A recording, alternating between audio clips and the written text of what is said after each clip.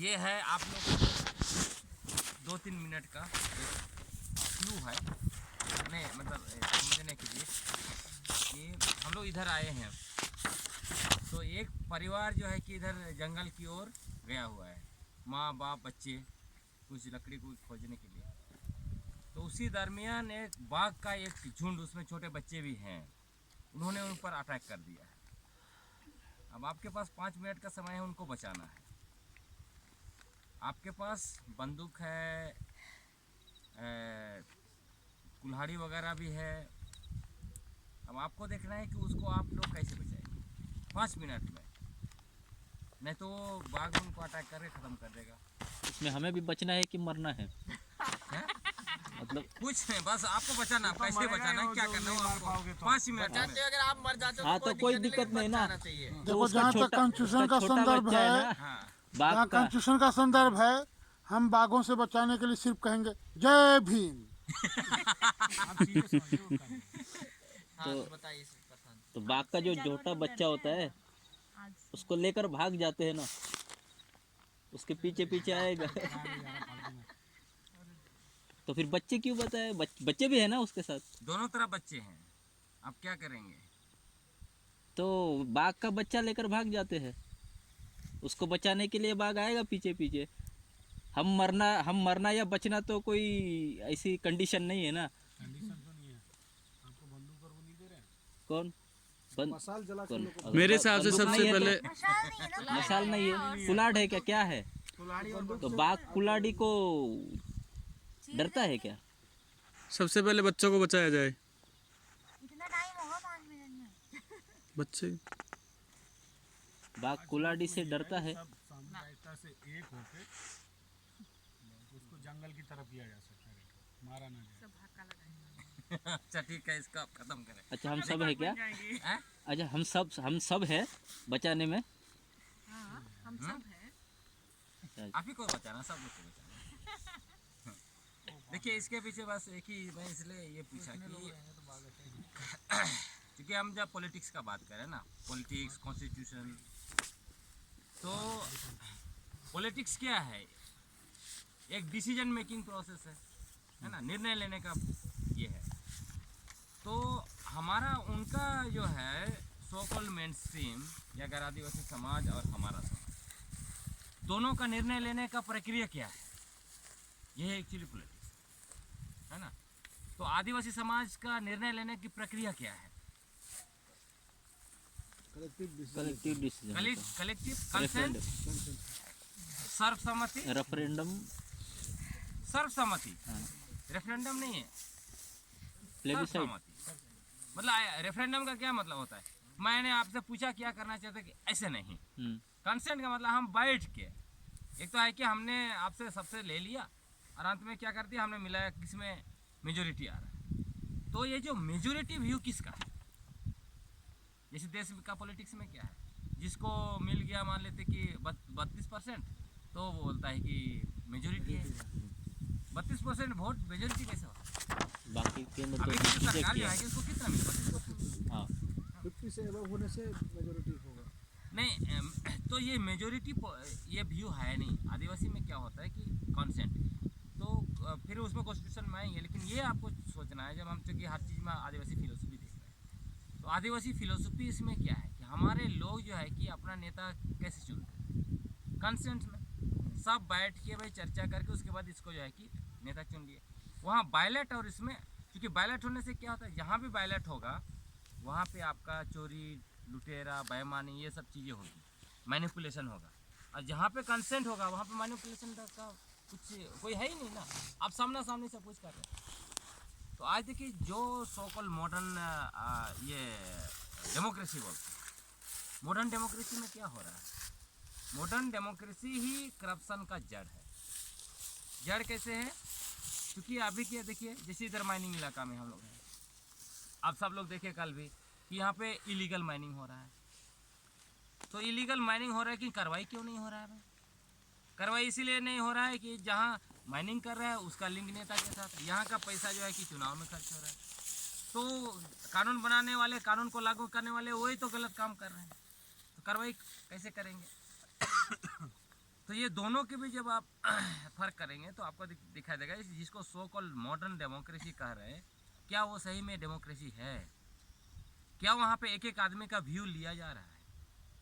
आप इस देश का राष्ट्रपति को चिट्ठी लिखेंगे, राष्ट्रपति छोड़िए ना, यहाँ का वीडियो को चिट्ठी लिख दीजिए, आपको जवाब मिलेगा क्या? नहीं। आपका जो आप जिसको वोट दे के भेजते हैं उसको आप चिट्ठी लिखिए, वो आपका बात सुनता है क्या वोट लेने के बाद? तो फिर हम डेमोक्रेसी किसको बोल रहे हैं? इसीलिए जब संविधान सभा में बहस हो रही थी तो मरंग ओम के जयपाल सिंह मुंडा ने क्या बोला कि डेमोक्रेसी आपको आदिवासियों से सीखना चाहिए, क्योंकि डेमोक्रेसी जो है, लोकतंत्र जो है हमारे खून में है, आपके पास नहीं है। ये आपको हमें से सीखना पड़ेगा कि कैसे हम लोग बिना पैसा का हम डेमोक्रेसी चलाएं। पूरे देश में देखिएगा, पूरे दुनिया में देखिए कि आदिवासी ही एकमात्र ऐसा समाज है जो बिना पुलिस का अपना शासन चलाया। क्या देश में बिना पुलिस का शासन चल सकता है? क्या बिना पुलिस का एक जिला चल सकता है? नहीं चल सकता। आदिवासियों ने चलाया, जब सरकार जैसे कोई चीज़ नहीं थी तो चलाया ना उन्होंने। तो इसी चीज बात को देखना है। लेकिन जो कॉन्स्टिट्यूशन बना, कॉन्स्टिट्यूशन किसके दिमाग से बना? उसमें तो हमारा तो कुछ है नहीं। जयपाल सिंह मुंडा इसको भी बोले, उसमें हमारा क्या है भाई? तुमने जितना संविधान बनाया सब कुछ कर लिया, हमारा तो है नहीं। क्योंकि हमारा, उन्होंने मांग किया कि भाई हमारा जो 5 आदिवासी इलाका है उसको आप स्वायत्ता दे दो। इसमें जब मांग हो रही थी मुस्लिम के लिए पाकिस्तान, फिर डॉक्टर भीमराव अम्बेडकर ने मांगा कि हमको दलिस्तान दे दो। तब इसमें व्यू देखिए कि इतना अलग व्यू रखा है जयपाल सिंह मुंडा ने। उन्होंने कहा कि हम अलग देश नहीं मांग रहे हैं, हम क्या मांग रहे हैं? स्वायत्ता, वही हमारा बेसिस होगा। तब कि जैसे उन्होंने अश्विनी जी ने कल कहा था ना कि हम डिसाइड करें, हम वहाँ पे रोड बनाएंगे, स्कूल बनाएंगे, खेती करेंगे कि प्लांट लगाएंगे, वो हम डिसाइड करेंगे। वहाँ पे कलेक्टर कौन बनेगा, कौन मुखिया बनेगा, क्या बनेगा, वो सब हम डिसाइड करेंगे। तो इसके बाद में फिर लेकिन उन्होंने सुना नहीं। उन्होंने अपना जितना व्यू रखना था रख दिया, कॉन्स्टिट्यूशन बनाया गया, उसको सुना नहीं। तो अब थोड़ा हम लोग देखते हैं कि उसमें कॉन्स्टिट्यूशन में जो है हमारे लिए क्या चीज़ है। हालांकि जयपाल सिंह मुंडा ने कहा कि हमारा तो उसमें कुछ है नहीं, दस्तावेज आपका है, कानून आपके है, सब कुछ आपने बनाए हैं, तो हम उसमें क्या कर सकते। उसके बावजूद अगर हम पॉजिटिव स्पिरिट में देखेंगे कि भारत का संविधान में हमारे लिए क्या है, तो सबसे बड़ा चीज़ जो आपको दिखाई देगा वो जो स्वायत्ता, डेमोक्रेसी, जो हमारा जो ऑटोनॉमी का बात है, ऑटोनॉमी थोड़ा सम एक्सटेंड ऑटोनॉमी वहाँ पे कागज में दिखाई पड़ता है। जैसे आर्टिकल 371 एक अगर आप देखेंगे तो नागालैंड को दिया गया है कि वहाँ पे जब तक गवर्नर जो है कोई भी कानून बनेगा उसमें साइन नहीं करते हैं तो लागू नहीं होगा। एक तरह का स्वायत्ता। उसी तरह और नॉर्थ ईस्ट के स्टेट में आप देखिए तो उसमें जो है कि 6 schedule, article 241 242 1 and 2 A and B, 5वीं अनुसूची और 6वीं अनुसूची। लेकिन इसको भी लेके जयपाल सिंह मुंडा का ये कहना था कि क्यों 2 शेड्यूल होना चाहिए, कॉन्स्टिट्यूशन में सिर्फ 1 शेड्यूल होगा। अगर हम सभी लोग को आप कह रहे हैं कि शेड्यूल ट्राइब हैं तो 1 ही होना चाहिए, 2 क्यों कर दिया भाई? 2 करने की वजह से क्या हो गया, हमारे बीच डिवीजन हो गया कि 6 शेड्यूल में जो है उनको लगता है कि जो इधर से जा रहे हैं दूसरे लोग, उनको अगर हमारे यहाँ लेके आ जाएंगे, हमारे टेरिटरी में राइट्स मिलेगा, तो फिर क्या हो जाएगा, फिर तो हमारा जो अधिकार चला जाएगा। नॉर्थ ईस्ट में वही लड़ाई है ना। असम में 150 साल से रह रहे हैं आदिवासी लोग, इधर से जो गए हैं उनको एसटी के स्टेटस नहीं देना चाहते हैं, वहीं के बोडो और दूसरे जो ट्राइब हैं नहीं देना चाहते हैं। क्यों? उनको लगता है कि नहीं ये आ जाएंगे तो हमारा हक छीना जाएगा। जबकि क्या होना चाहिए, ये आएंगे तो आपका तो और बढ़ेगा ना, पॉपुलेशन बढ़ेगा तो आपका बढ़ेगा। लेकिन वो उसको ऐसे नहीं देखते क्योंकि उनका दिमाग में ही डाल दिया कि ये हक छीनने वाला प्रक्रिया। लेकिन लार्जली अगर हम देखेंगे ऑटोनॉमी के हिसाब से तो वही है। लेकिन कल मैं उस पर आपने सवाल जो किया था तो कल मैंने ऑलरेडी बात किया था कि ये जो हमारा 5th शेड्यूल 6th शेड्यूल जो आया, ये कोई हमें ऐसे खैरियत में नहीं मिला। बहुत विस्तार से मैंने आपको बताया कि कैसे आदिवासी लोग लड़े, अंग्रेज़ों को जो है कि घुसने नहीं दिया। और शायद अगर ये आंदोलन नहीं हुआ रहता हिस्टोरिकली तो हमें वो 5th शेड्यूल 6th शेड्यूल भी नहीं मिलता, ये याद रखिएगा, नहीं मिलता। जैसे दलित लोग तो पहले आंदोलन कुछ नहीं किया ना, पहले क्या हिस्ट्री है उनका, लेकिन हमारा हिस्ट्री है। लेकिन हमारा हिस्ट्री नहीं होता तब क्या होता? क्या ऑटोनॉमी का कुछ भी अंश वहाँ पे आता? नहीं आता। वो इसीलिए दिए डर गए, क्योंकि अंग्रेज़ों का भी जो आया कानून जो बनाया, जैसे संताल परगना टेनेंसी एक्ट को देखिए, छोटा नागपुर टेनेंसी एक्ट, खासकर छोटा नागपुर के बारे में जो इंसाइक्लोपीडिया लिखा है फादर हॉपमैन में, उसको आप पढ़ेंगे तो थोड़ा आपको मिलेगा उसमें बहुत सी चीज़ें। उसमें अंग्रेज लोग परेशान क्यों थे? वो परेशान ये थे कि ये भाई मुंडा इलाका में बार बार लोग आंदोलन क्यों कर देता है, उसको कैसे शांत किया जाए। हम लोग खाली बिरसा मुंडा को पढ़ते हैं ना, लेकिन उससे पहले बहुत कुछ हुआ है। आपका 1879 में 14,000 मुंडाओं ने कमिश्नर को लिखा कि छोटा नागपुर इलाका अगर मुंडाओं का नहीं है तो किसी का नहीं है। लेकिन इसके बारे में आप पढ़े हैं क्या? नहीं ना। उसके बाद फिर वो घोषणा भी करते हैं अपने इलाकों को, 81 में ये इलाका हमारा है, मुंडा लोग घोषणा करते हैं। फिर जो है कि 84 में 12,000 मुंडा लोग लिखते हैं उनको कि ये जो पत्थलगाड़ी जो आजकल आप जानते हैं ना, कि ये इलाका हमारा है, ये इसका उसका जो है कि यही निशानी है। लेकिन इसके बारे में हम लोग नहीं पढ़े हैं। अच्छा, मतलब संवैधानिक प्रक्रिया जो कांग्रेस कहती है कि हाँ, हमने तैयार किया 1885 से, वो पहले से ही चालू हो गई थी।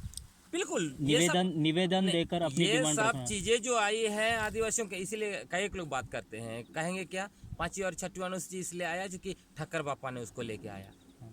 किसी ने कहा नहीं ये तो आपको मिला इसलिए कि अम्बेडकर ने लेके आया। तो ये मिसकंसेप्शन है, ये पूरी तरह से आया तो आदिवासियों की वजह से आया। इसको बार बार अंग्रेजों का दस्तावेज में आपको मिलेगा और लिखते हैं कि कैसे इन्होंने, क्योंकि फादर हॉपमैन उस समय में पूरा उनको मुंडाओं का ज़मीन का ज्ञाता समझते थे ये लोग, तो उन्होंने उसको लिखा, फादर हॉपमैन को लिखा कि भाई ये इलाके में जो है मुंडा लोग बार बार आंदोलन कर दे रहे हैं, इस इलाके को शांति व्यवस्था यहाँ पे कैसे किया जाए, कैसे ठीक किया जाए। तब उन्होंने उनको कहा कि देखो मुंडाओं का ज़मीन ही सब कुछ है, जब तक ज़मीन को आप सेटल नहीं करेंगे, उनका ज़मीन जो लेके गया है ये ज़मींदार लोग लेके जा रहे हैं, इस सब को आप ठीक नहीं करेंगे, ज़मीन का इशू को एड्रेस आप नहीं करेंगे तो यहाँ पे शांति कभी नहीं आएगी। मुंडा लोग वो लड़ेंगे ही लड़ेंगे। तब जाके वो उनको मांगते हैं, बोलते हैं कि आप एक ड्राफ्ट बना के हमें दीजिए, कि आप बताइए कि कैसे सेटल किया जाए, क्या किया जाए। तब फादर हॉपमैन जी के मुंडारी खुद जानते थे, तो सब जानते थे, तो उन्होंने एक मेमोरेंडम बनाया, मेमोरेंडम बना के दिया, कलकत्ता भेजा, और उसी मेमोरेंडम को कानून का एक्सटेंशन, उसमें जो भी जोड़ना घटाना विस्तार रूप करके छोटा नागपुर टेनेंसी एक्ट आया। तो ये उसको लोग सीधा बोलते थे क्या नहीं ये तो सिर्फ बिरसा मुंडा का देना है, क्योंकि उस पर ज़्यादा ना रिसर्च हो रहा है ना बातें हो रहा है, तो ये होता है। मतलब बैकग्राउंड मैं इसलिए बता रहा हूँ कि ये सारे एक के बाद एक आया। तब उसी के बाद 1935 में जब अंग्रेज कानून बनाते हैं तब वो एक्सक्लूडेड एरिया और पार्शियल एक्सक्लूडेड एरिया लिखते हैं, और इस बात को अम्बेडकर ने भी ऑफिशियली लिखा है। जब 5वीं और 6वीं अनुसूची पर बहस हो रही थी तब उन्होंने इस बात को कहा कि ये हम नया प्रोविज़न कुछ नहीं दे रहे हैं, हम वही चीज़ को दे रहे हैं कि 1935 इंडिया एक्ट जो है उसमें जो एक्सक्लूडेड एरिया और पार्शियली एक्सक्लूडेड एरिया है उसी को हम 5वीं और 6वीं अनुसूची के रूप में दे रहे हैं। तो जो 2 शेड्यूल में किया ना उसका जस्टिफिकेशन उन्होंने ऐसे दे दिया। तो ये आप मतलब सब कुछ अपने दिमाग में रखिए कि ये कहीं से खैरियत में मिला नहीं 5वीं और 6वीं अनुसूची।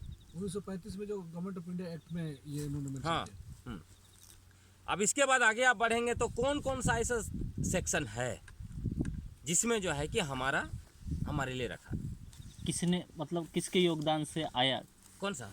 जो कुछ भी प्रोविज़न है हाँ, जो हम आप बताने जाने वाले हैं, तो उसके लिए कुछ बहस हुई होगी ना नहीं, वो कॉन्स्टिट्यूशनल। आदिवासियों के संघर्ष से आया, संघर्ष से आया है ना। जो बताया ना कि देखिए होता क्या है, जैसे आप संघर्ष किए तो ये कुर्सी पे बैठे हुए हैं, वो तो सोचेंगे ना भाई कि हाँ भाई कौन कौन सा डाले थे कि ये लोग का मन मतलब स्वीकार करेंगे ये लोग।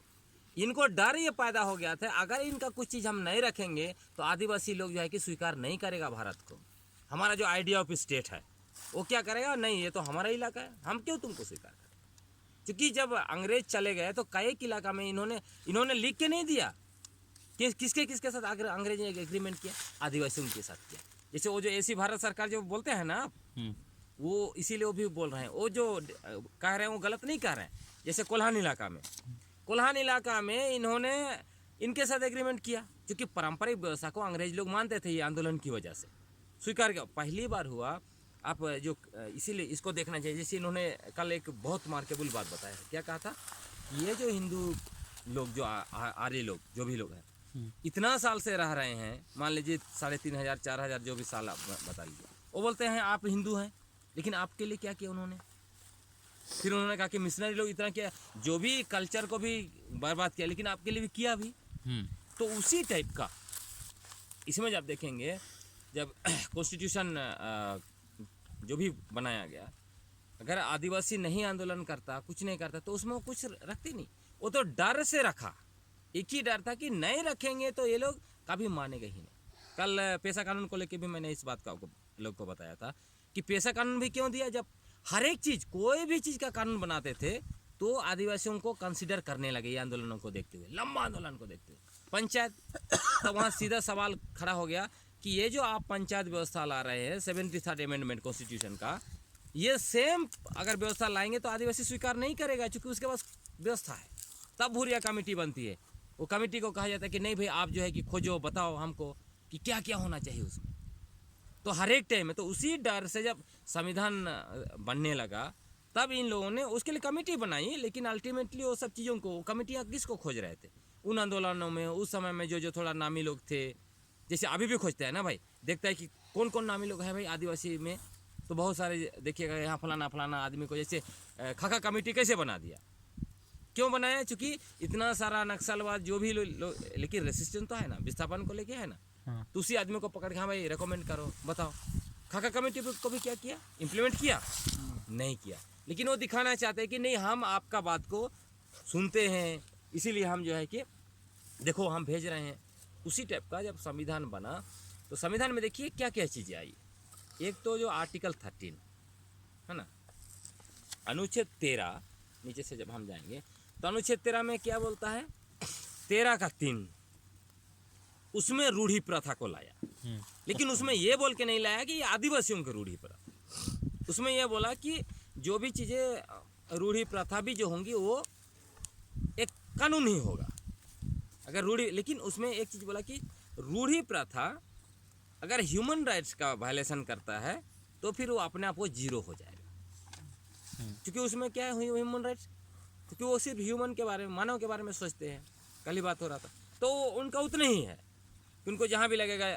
और उसी चीज़ को ये जो पत्थल गाड़ी वाले मांग कर रहे थे कि आदिवासी समाज तो रूढ़ी प्रथा में चलता है, तो भाई आप जो हमारा रूढ़ी व्यवस्था को मानो, हम आपका व्यवस्था क्यों मानेंगे। तो इसलिए बोलते हैं ये पेशा कानून आप तो पार्लियामेंट से आपने पास किया है, तो हम उसको क्यों मानेंगे, ये तो हमारा ग्राम सभा है ना, ग्राम सभा डिसाइड करेगा ना, यही हमारा रूढ़ी व्यवस्था है। लेकिन उसको ऑफिशियली, लेकिन उसको खुद का ही है, लेकिन वो मानते नहीं है।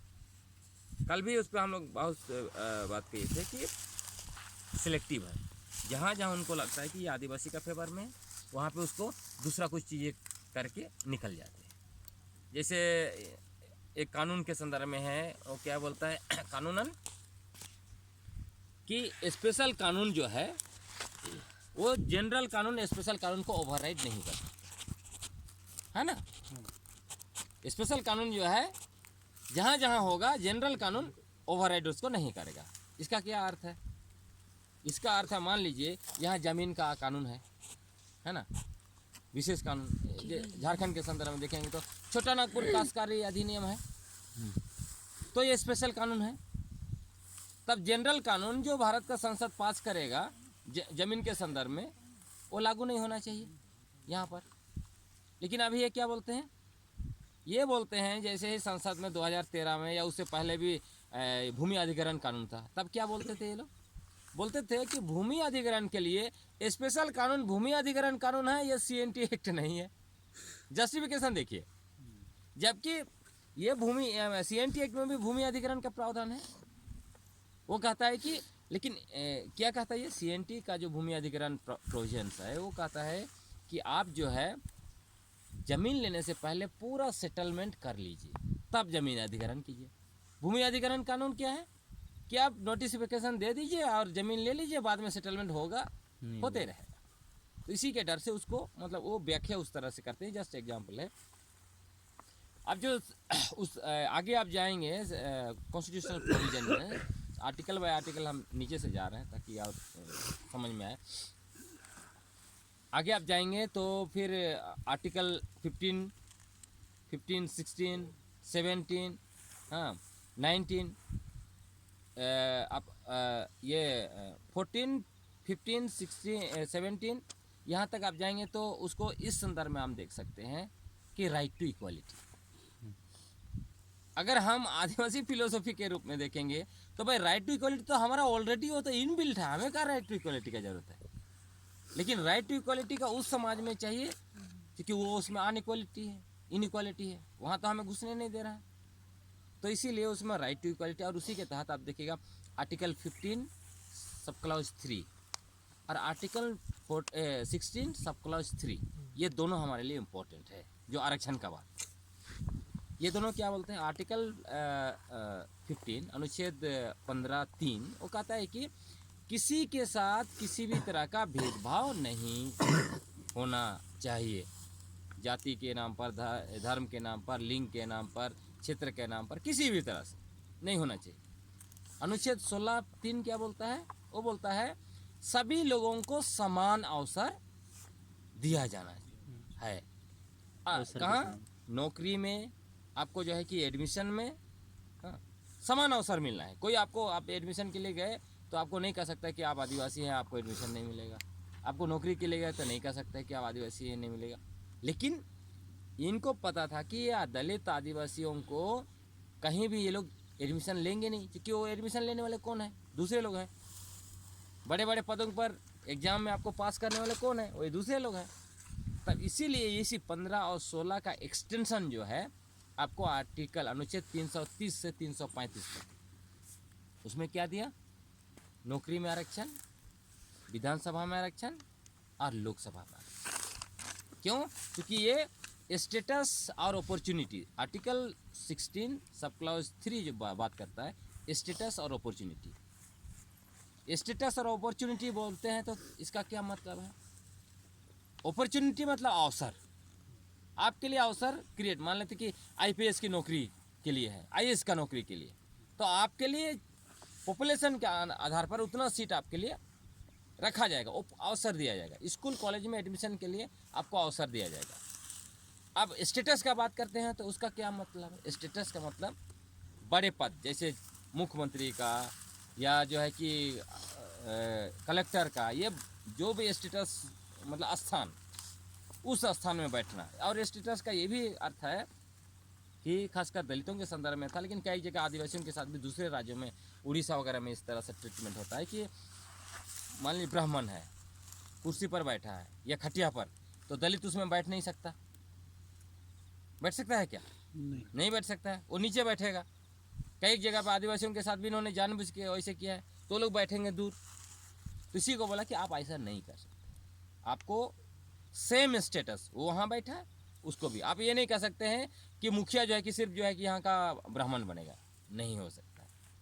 लेकिन ये समान अवसर देने के बाद भी देखिए मंदिरों में क्या करके रखा है, वहाँ पे रख दिया कि नहीं ब्राह्मण ही बनेगा, क्योंकि कॉन्स्टिट्यूशन को वहाँ पे लागू नहीं कर सकते। तब वो कहेंगे धर्म तो हमारा कुछ स्टेट का सब्जेक्ट है नहीं, उसे स्टेट का कोई अपना धर्म नहीं हो सकता है, तो कैसे आप रिजर्वेशन वहाँ पे ला सकते हैं?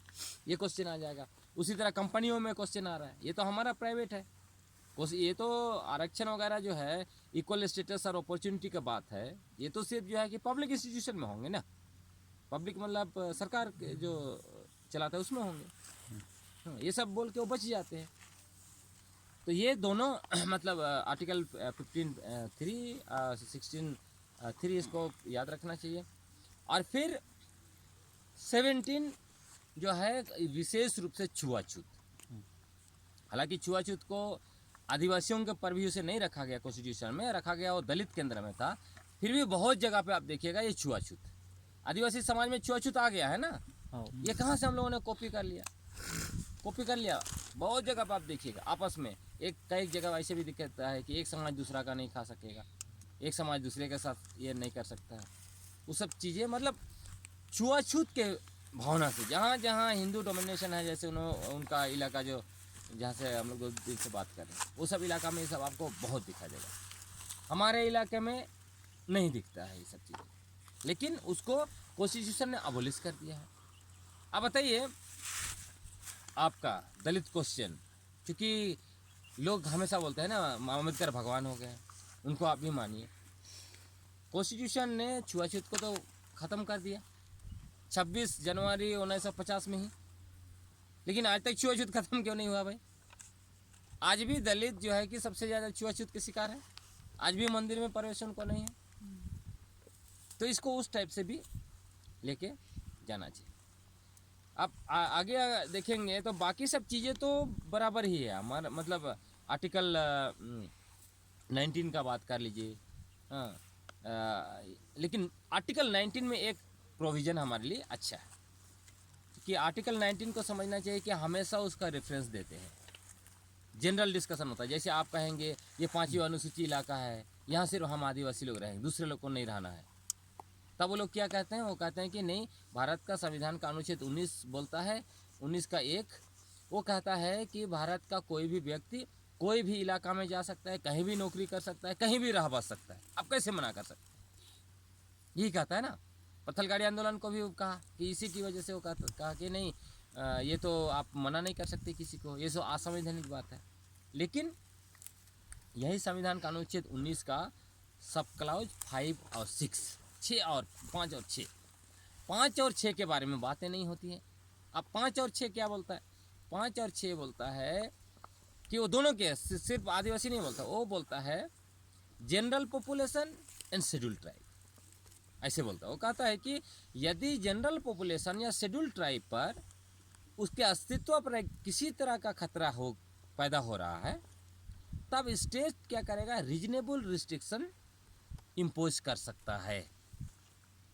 तो अब बताइए कि पूरा 5वीं अनुसूची इलाका में तो प्रॉब्लम हो गया है, गैर आदिवासी लोग आ रहे हैं, खनिज लेके जा रहे हैं, सब कुछ कर रहे हैं, लेकिन आज तक सरकार ने इसका उपयोग करते हुए कभी भी कहीं भी एक एग्जाम्पल नहीं मिलेगा जहाँ पे रीजनेबल रिस्ट्रिक्शन उन्होंने लगाया। जबकि क्या स्टेट जस्टिफाई करता है? वो जस्टिफाई करता है नहीं, उसका आर्टिकल 19(1) के तहत आप किसी को भी हम रोक नहीं सकते हैं। लेकिन शेड्यूल ट्राइब के लिए तो विशेष है, लेकिन उसका कोई चीज़ उपयोग नहीं होता है। हमारे लोग भी मतलब इसको इन्फोर्स किसको करना है? स्टेट बोलने का मतलब है कि स्टेट जब बोलते हैं तो सरकार को इसका हक है। 5वीं अनुसूची एरिया का सरकार आप नहीं कह सकते कि नहीं, ये पावर सिर्फ गवर्नर को।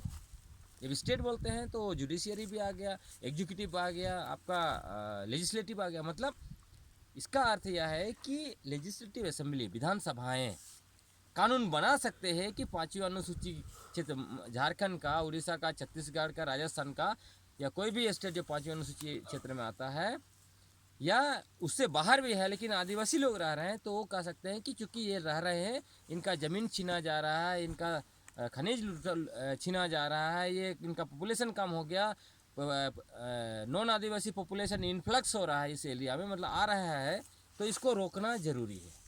उसको जस्टिफाई कर सकते हैं कॉन्स्टिट्यूशनल प्रोविज़न, तो इसको नहीं कर रहे हैं।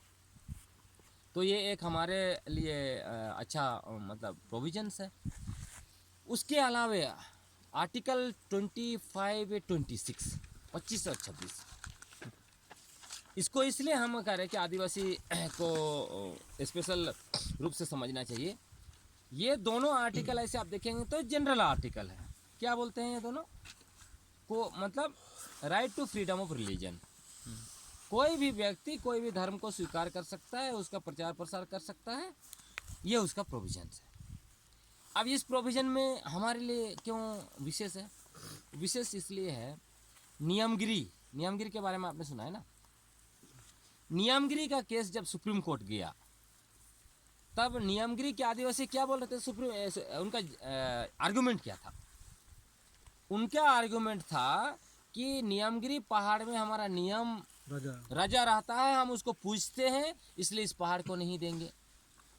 तब सुप्रीम कोर्ट ने उस जजमेंट में आप पढ़िएगा तो उसने कहा कि जिस तरह से दूसरे लोगों को धर्म मानने की आज़ादी है संविधान का अनुच्छेद 25 और 26 में, उसी तरह से आदिवासियों को भी right to freedom of religion है। इतना बड़ा जजमेंट। तो इसको आप कैसे उपयोग कर सकते हैं? उपयोग कर सकते हैं, अगर यहाँ पे जंगल है, यहाँ पे सरना स्थल है और वहाँ पे जो है कि मान लीजिए बॉक्साइट है, कोई कंपनी नहीं खोद सकता। आप सीधा रेफरेंस दे सकते हैं कि देखिए सुप्रीम कोर्ट का जजमेंट भी है, ये हमारा धार्मिक आज़ादी है, आप इसको छेड़छाड़ नहीं कर सकते। सुप्रीम कोर्ट का स्पष्ट मत है। आदिवासी अगर कहता है वो जंगल में हमारा भगवान रहता है तो आप उसको इनकार नहीं कर सकते। ये लॉजिक नहीं लगा सकते कि ये तो पेड़ है, ये किसमें कैसे भगवान रहा, ये सब लॉजिक नहीं चलेगा। बस विश्वास है ना, अगर आपके लिए विश्वास है तो उनके लिए भी विश्वास है। सुप्रीम कोर्ट ने ये कहा। इतना बड़ा मतलब एक मैं इसको ऐसे देखता हूँ कि इतना बड़ा पहाड़ को वो लोग उसी तरह बचा लिए, तो बहुत सारा आदिवासी अगर जागरूक हो जाएंगे सिर्फ इसी का प्रोविजन करते हो कि ये हम इस पर विश्वास करते हैं, खत्म कहानी हो गया। अब उसके बाद थोड़ा वो साल में एक बार भी आप पूजा पाठ कर दीजिए तो कोई आपको उखाड़ नहीं सकता। तो 25-26 का हमारे लिए एक बड़ा सिग्निफिकेंस ये है। अब उसके अलावे अनुच्छेद 30 को भी देखना चाहिए। आर्टिकल 30 क्या बोलता है? हालांकि उसको जब जनरल रूप से बात किया जाता है तो लोग क्या बोलते हैं, ये माइनॉरिटी राइट्स है। लेकिन वो आर्टिकल को देखेंगे तो आर्टिकल क्या बोलता है? Religious and linguistic minorities. वो सिर्फ धार्मिक रूप से माइनॉरिटी नहीं बात करता, वो धार्मिक रूप से और भाषाई भी बोलता है। हम तो भाषा में भी आ जाएंगे, आदिवासी का विश्वास धर्म में भी आ जाएंगे। तो उसका फ़ायदा क्या है? उसका फ़ायदा है कि आप अपना इंस्टीट्यूशन बिल्डअप कर सकते हैं, चाहे हो एजुकेशन इंस्टीट्यूशन, कल्चरल इंस्टीट्यूशंस, हाँ, और उसके लिए स्टेट आपको पैसा देगा उस इंस्टीट्यूशन को चलाने के लिए, जिस तरह से माइनॉरिटी इंस्टीट्यूशन को मिलते हैं। लेकिन चूंकि उसका उपयोग नहीं कर पा रहा आदिवासी सोसाइटी, आपस में बहुत लड़ाई भिड़ाई करके रखा है, इसकी वजह से आपस में ही लड़ पड़ रहे हैं। तो हम लोग का जो प्रोविजंस है उसको हम लोग ले नहीं पा रहे हैं। सेंट्रल गवर्नमेंट या स्टेट गवर्नमेंट को अप्लाई कर सकते हैं? कौन? सेंट्रल गवर्नमेंट रिलीजियस माइनॉरिटी और लिंग्विस्टिक दोनों के पास है फंड, तो इसको आप ले सकते हैं। इंस्टीट्यूशन बनाना है, इंस्टीट्यूशन सिंपल सा क्या है? सोसाइटी रजिस्ट्रेशन एक्ट, ट्रस्ट भी बना सकते हैं, तो आपको सरकार देगा। अब इसके अलावे जो है कि आर्टिकल 46 अनुच्छेद 46 को देखना चाहिए। वो क्या बोलता है? अनुच्छेद 46 दो चीज़ के बारे में बोलता है, इकोनॉमिक, सोशल एंड कल्चरल, मतलब ये तीनों चीज़ को, ये एजुकेशन को भी बोलता है। एजुकेशन के बारे में बोलता है कि वो स्टेट ये करेगा। लेकिन विशेष रूप से इस आर्टिकल में बोलता है कि state shall protect, schedule tribe और शेड्यूल कास्ट का भी है, लेकिन इसको ऐसे हम लोग समझ सकते हैं, state shall protect the schedule tribes from all forms of exploitations. ये सब यूज किया गया, ऑल फॉर्म्स ऑफ एक्सप्लॉयटेशन। लेकिन ये तो डीपीएसपी में आता है ना, तो क्या हो गया? इस ऑल फॉर्म्स ऑफ एक्सप्लॉयटेशन, इसका मतलब क्या है? अगर हमारे साथ आज शोषण हो रहा है, इसका मतलब है कि स्टेट हमें प्रोटेक्ट नहीं कर रहा। जैसे उन्होंने कहा डीपीएसपी, तो इसके बारे में थोड़ा आप लोगों को कोई आइडिया है? Directive principle of state policies और फंडामेंटल राइट्स, इसका बात कर रहे हैं, है ना? अच्छा, तो उसको भी मैं बता देता हूँ। दोनों के बीच डिफरेंस ये है। अब ये पूछ सकते हैं कि ये जो कह रहा है कि state shall protect the member of schedule tribe from all forms of exploitation, तो इसको फिर डीपीएसपी में क्यों रख दिया? हाँ, तो ये पहले तो हम लोग समझ लें दोनों का डिफरेंस क्या है। फंडामेंटल राइट्स और डीपीएसपी, मौलिक अधिकार और राज्य के नीति निर्देशक तत्व। मौलिक अधिकार का मतलब है कि सरकार उसको लागू करना उसके लिए जरूरी है, उसे डिनाई नहीं कर सकते, लागू ही करना है। उसके लिए जितना पैसा खर्च करना पड़ेगा, सरकार वो संसाधन लाएगा, कहाँ से लाना है वो स्टेट का बात है। तो वो है मौलिक अधिकार। आपका मौलिक अधिकार जैसे मान लीजिए कि यहाँ पर आपने देख लिया कि नहीं 100 बच्चे स्कूल नहीं जाते हैं, तो आप संविधान का अनुच्छेद 32 के तहत सुप्रीम कोर्ट का चीफ जस्टिस को एक चिट्ठी लिख देंगे या हाई कोर्ट का चीफ जस्टिस को चिट्ठी लिख देंगे, वो उसको सुमोटो लेगा, मतलब उसको लेके पब्लिक इंटरेस्ट लिटिगेशन बना देगा और स्टेट को नोटिस तुरंत भेजेगा, बोलेगा कि ये जो है राइट टू एजुकेशन आपका बच्चों का मौलिक अधिकार है। आज आप बताइए कि आपका फलाना चौरा पाठ का 200 बच्चे स्कूल क्यों नहीं जाते हैं, उसके लिए आपने क्यों प्रोविज़न नहीं दिया है। आप हमको 2 महीना के अंदर प्रोविज़न बनाओ, स्कूल खोलो, जो करना है करके हमें जवाब दो, ये पूछेगा। ये मतलब इसीलिए मौलिक अधिकार होने से ये लोग डरते हैं कि नहीं स्टेट को इम्पोज करना पड़े। डीपीएसपी क्या है? डीपीएसपी राज्य के नीति निर्देशक तत्व। नीति निर्देशक मतलब सरकार उसमें से सिर्फ एक गाइडलाइन लेगा, गाइडेंस की तरफ से, वो सरकार के विवेक पर निर्भर करता है, उसको ले चाहे नहीं ले। अब मान लीजिए कि ये जो आदिवासियों को सभी तरह से के शोषण से बचाएगा, ये बोलता है संविधान का अनुच्छेद 46, लेकिन बचा नहीं रहा है।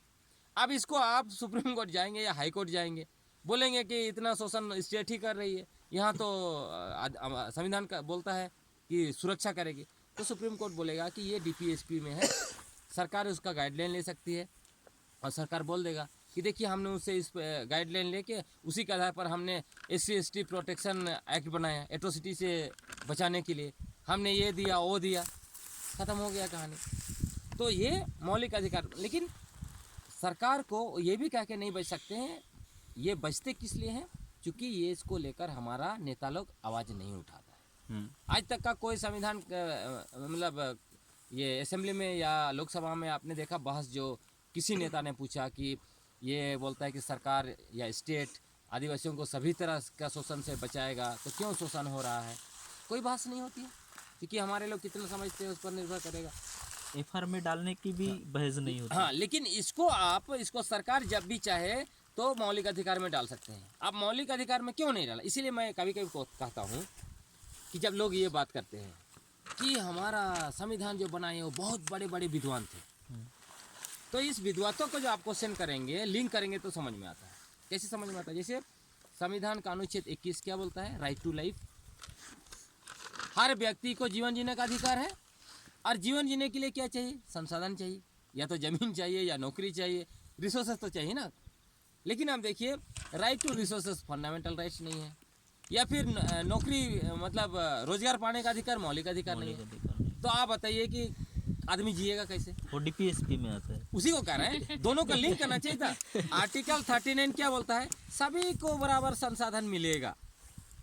भाई तो मतलब ऐसे आपने कहा कि भाई साहब आपको जिंदा रहना है, लेकिन आपने उसको खाना दिया ही नहीं। तो आप कैसे बोलिए कि आपके संविधान निर्माता इतना विद्वान थे? अब ये लोग जस्टिफाई ये करते हैं जैसे शिक्षा का अधिकार मौलिक अधिकार नहीं था, अब उसको उन्होंने डाल दिया। अब वो कहते हैं कि अगर संविधान जब भारत आज़ाद हो गया, फिर संविधान लागू हो गया, उसी समय में अगर शिक्षा का अधिकार जो है वो मौलिक अधिकार में डाल देते तो पैसा इस तरह नहीं था कि इतना सारे बच्चों को हम पढ़ाते सभी लोग को फ्री में, हाँ, और कंपलसरी। इसका मतलब ये क्या दिखाता है? मानसा उनका दिखाता है कि आधे लोगों को ऐसे ही रहना है, शिक्षित नहीं रखना है, हाँ। तो ये शुरू से उनका अवधारणा रहा।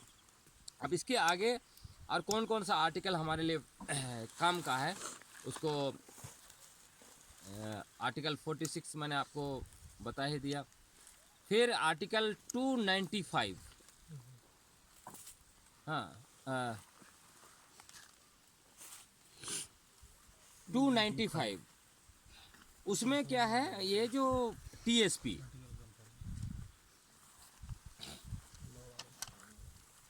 उसको चेक कर लेंगे अभी। 295 या एनीवे उसको चेक कर लेंगे। Tribal sub plan. तो ट्राइबल सब प्लान क्या है? Fifth schedule area. हाँ, tribal sub plan 5th schedule area में आपको ट्राइबल सब प्लान का मतलब ये हुआ कि उसमें जो है कि बजट, भारत सरकार का बजट साल भर का जितने भी रखे, उसमें पॉपुलेशन के अनुसार हमें जो है कि बजट में हिस्सेदारी मिलना है। हाँ, इसकी डिमांड की थी हाँ। जयपाल सिंह ने। हाँ, तो पॉपुलेशन के आधार पर कितना होना चाहिए? हमारा 8% है, 8.6। तो आप चेक कर लीजिए कि कौन सा साल भारत सरकार ने हमारा जो है बजट का 8.6% हमें दिया है। 8.6 देगा तो कम पैसा होगा हमारा, नहीं दे रहा है। और जो भी बजट एलोकेट कर रहा है उसको कहाँ खर्च कर रहा है? जैसे झारखंड का आप बता सकते हैं, उड़ीसा का बता सकते हैं। TSP का पैसा इन्होंने क्या किया?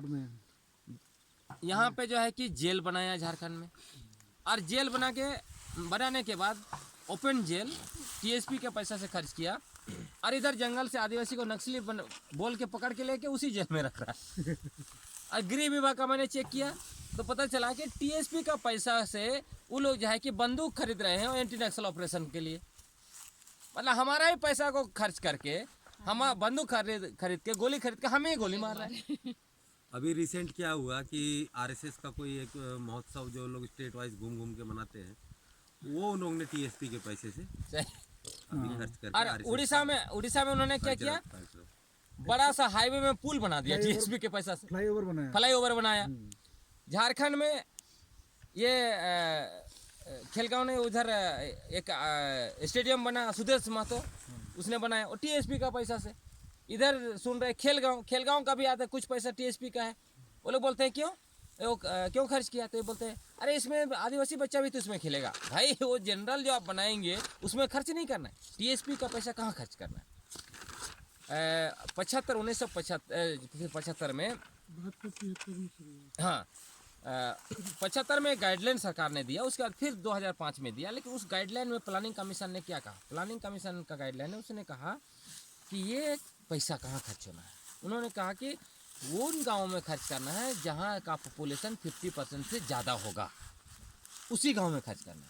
और वो कहाँ क्या क्या खर्च में होगा, इसका 50% पैसा जो खर्च होगा वो ह्यूमन रिसोर्स में खर्च होगा, ह्यूमन रिसोर्स डेवलपमेंट। अब उनका ह्यूमन रिसोर्स डेवलपमेंट क्या है, आदिवासी को नर्स, डॉक्टर, इंजीनियर जो भी बनाना है उसका पढ़ाई में। लेकिन अभी क्या बोलता है ये लोग, नहीं आदिवासी का ज़मीन को बैंक में मॉर्गेज कराओ और वहीं से वो लोन लेगा और पढ़ेगा। अरे भाई हमारा तो टीएसपी का पैसा है, 50% तो बोल रहा है कि हमें ह्यूमन रिसोर्स में खर्च करना है, तो हमें क्यों मॉर्गेज करना पड़ेगा अपना ज़मीन को।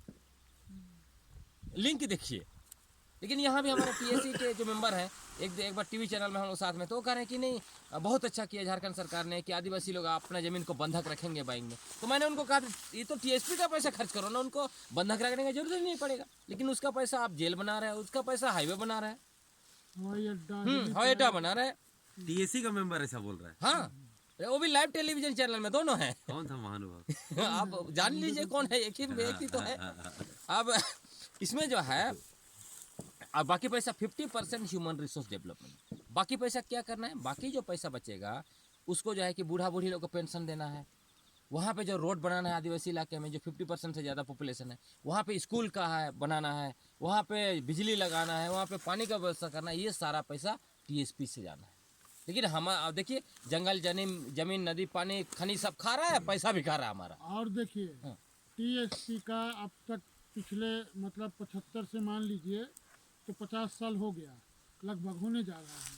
50 साल में ये पैसा किसको दिया टीएसपी का, सेंट्रल लेवल पे सीसीएल को दिया, कोयला मंत्रालय और खान मंत्रालय। और कोयला और खान मंत्रालय ने टीएसपी का जो पैसा आदिवासी कल्याण पे खर्च करने थे, वो पैसा को कोयला कहाँ है, खनिज कहाँ है, उसको ढूंढने में लगा दिया। ठीक है।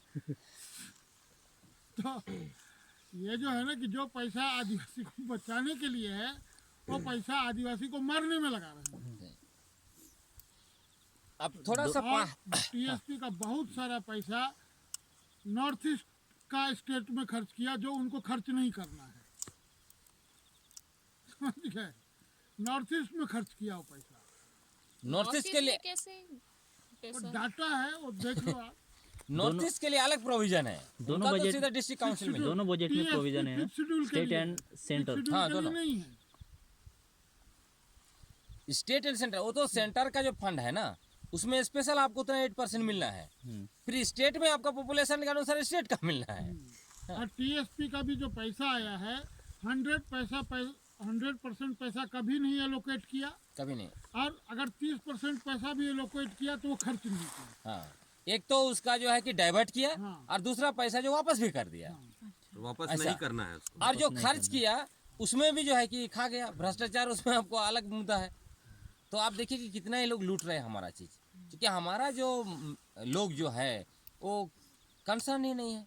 हाँ, वो देखते नहीं कहाँ पे जा रहा है, कोई चेक नहीं करते, तो इसकी वजह से ये हो रहा है।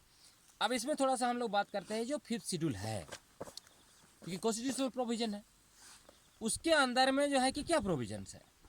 हाँ, 6 शेड्यूल का तो अपना है कि भाई उनका डिस्ट्रिक्ट काउंसिल है, उनको सारा डाइवर्स पावर है। हाँ, लेकिन फिर भी वो भी रो रहे हैं, वो एक अलग इशू है। लेकिन यहाँ पर जो है 5th शेड्यूल में क्या क्या मोटे प्रोविजन है उसको समझे। एक तो है कि गवर्नर को जो है कि 5th शेड्यूल का भगवान बना दिया गया कि 5वीं अनुसूची में जो जितने भी राज्य हैं वो भगवान है, गवर्नर।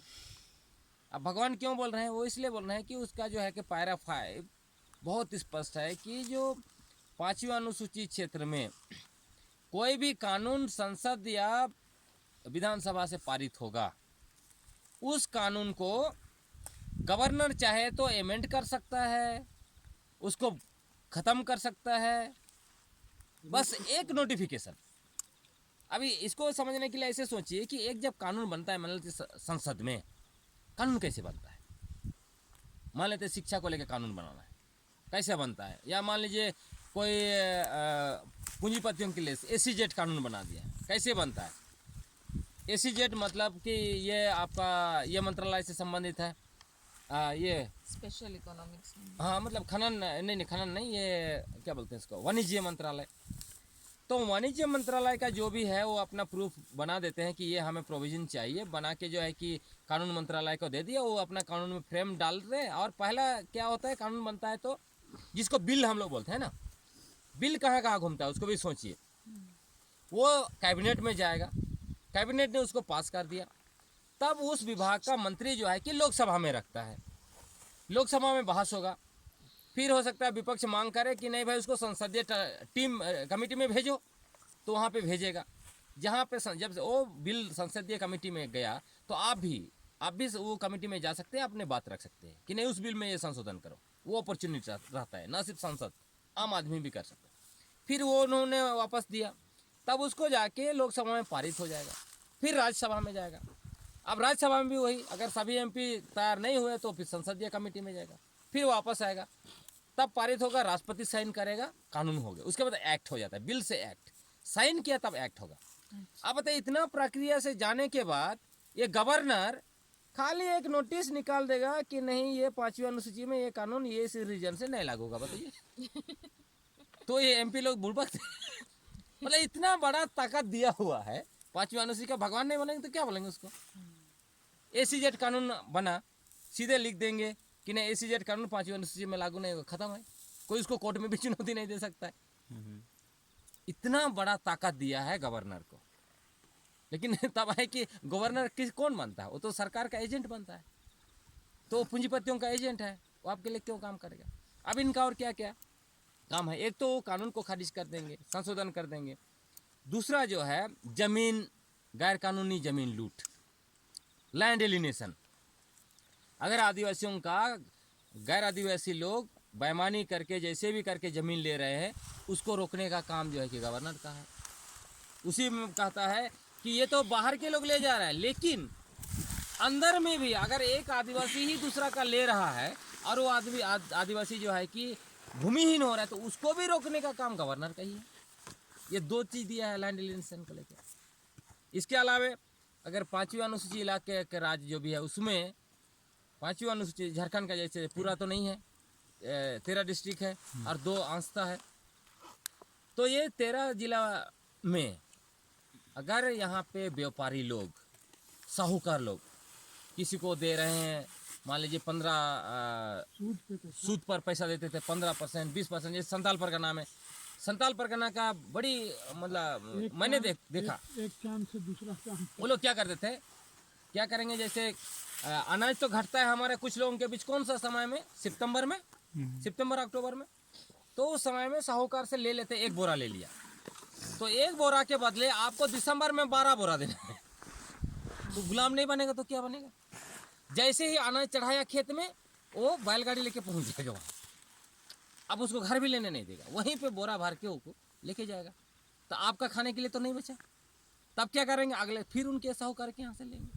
ऐसा कर करके धीरे धीरे वो कहेंगे कि नहीं आप जो है कि अनाज नहीं दे पाओगे, ये ज़मीन दे दो, ऐसे चल जाता था।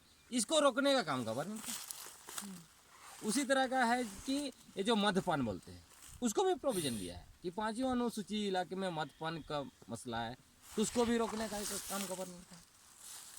तो ये सारा ठेकेदारी तो गवर्नर को दे दिया संविधान ने, लेकिन कोई गवर्नर करते नहीं है, तो इसकी वजह से समस्या है। तो मोटे मोटे तौर पर, और उसमें कुछ कुछ जोड़ सकते हैं चर्चा के दरमियान। दीपक, आपके पास कुछ था? सरदार जी बोलेंगे। मोटा मोटी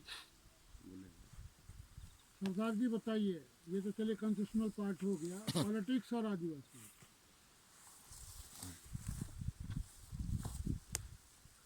राजनीति पे तो sir right to vote, right to elect, ये पढ़ा, मतलब जो पढ़ा है वही बताऊंगा सर, मैं ज़्यादा पढ़ा नहीं, क्योंकि एक मिनट, नए नए स्कॉलर बने हम तो इसमें। राइट टू वोटिंग हाँ, वो तो आर्टिकल नहीं 19। नहीं, जब पॉलिटिकल रिफॉर्मेशन हो रहा था भारत में, तो साइमन कमीशन आया 1927 से शायद ये प्रोसेस चालू हो गई। तो इसके संदर्भ में कब से प्रक्रिया चालू हो गई, जब और क्या क्या मायने रखता था अपना परंपरा? क्योंकि हमें ऐसे बताया जाता है कि आदिवासियों को राजनीतिक समझ नहीं थी। ऐसा, चलिए आप उस पर राजनीतिक समझ नहीं थी, तो अश्विनी जी ऐसा ब्रिटिशों ने नहीं, हाँ। यहाँ के कुछ नहीं था, उन्हें बोला था। नहीं, हमको लगता है उनका किताब जो जयपाल सिंह मुंडा पर वो एड्रेस कर देगा आपको। नहीं, देखिए इसमें बहुत क्लियर बात है कि जब अंग्रेज लोगों को ये लग गया कि हम यहाँ ज़्यादा दिन नहीं रहेंगे, है ना, तो उन्होंने छोड़ने का प्लान बनाया। तो लेकिन उन लोगों ने वो अपना मॉडल दे के जाना चाहते थे, एक मॉडल दे के जाना चाहते थे कि जिसके तहत ये देश चले, क्योंकि उन्होंने ये देख लिया था कि जो इंडियन सोसाइटी है वो रिलीजन में, कास्ट में, जेंडर में बहुत डिस्क्रिमिनेशन है। वो भी लूटते थे, लेकिन तब चूँकि वो अपना क्या बोलेंगे क्रिश्चियन एथिक्स से वो संचालित थे, ईसाई नीति से संचालित थे, धर्म से।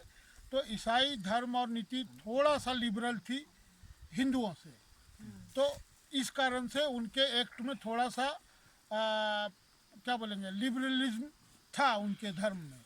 तो इसलिए वो चाहते थे कि, और चूँकि दूसरा कारण ये भी था कि जो ईसाई एडप्ट हो रहे थे वो वही लोग थे जो ब्राह्मणिकल सोसाइटी के सताए हुए लोग थे, खास करके दलित बड़ी संख्या में, महिलाएं पीड़ित थी बड़ी संख्या में, और आदिवासी जो उनके साथ आए थे वो ब्राह्मणिकल से नहीं थे। लेकिन अगर वो एक डेमोक्रेटिक प्रोसेस का सेटअप नहीं देते तो उनको डर था कि आदिवासी जो है उसी ब्राह्मणिकल सोसाइटी से गवर्न होने लगेंगे और वो खतरे में पड़ जाएंगे।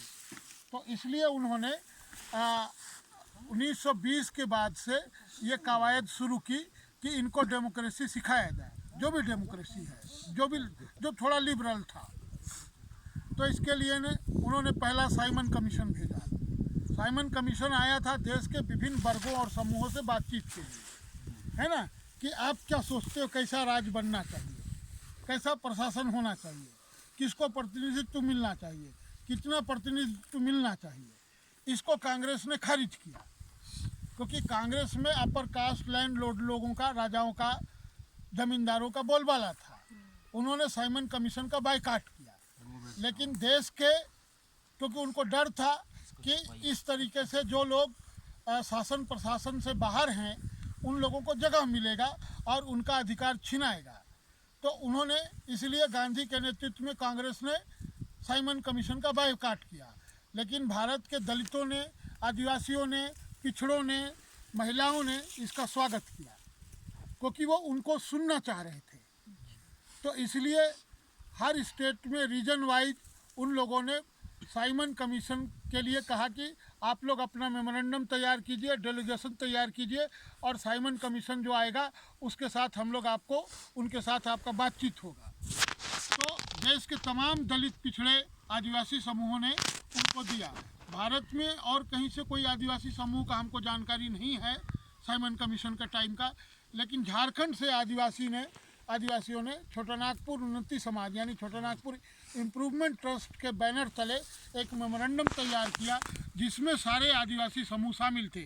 खड़िया हो, उरांव, मुंडा, इस तरीके से संताल, सारे लोग उसमें डेलीगेशन में थे और उन लोगों ने एक जॉइंटली मेमोरेंडम तैयार किया और एक डेलीगेशन मेमोरेंडम लेके यही नवंबर दिसंबर महीना में 28 में उनको मिलने पटना गया।